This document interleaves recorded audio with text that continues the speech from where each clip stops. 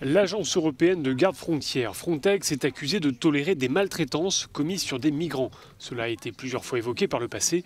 Cette fois, c'est un collectif de médias qui a mené une enquête.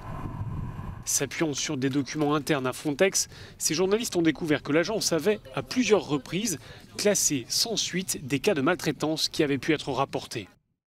L'enquête rapporte des faits de violence qui auraient été perpétrés en Bulgarie, en Hongrie et en Grèce. Des gardes-frontières de ces pays auraient fait un usage excessif de la force en utilisant par exemple des sprays au poivre.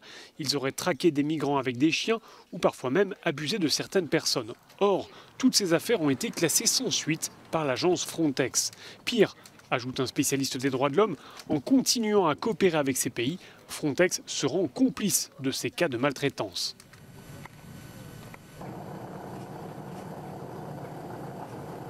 Interrogée sur cette enquête, la direction de Frontex a tout d'abord nié toute implication de ses propres officiers dans des violations des droits fondamentaux.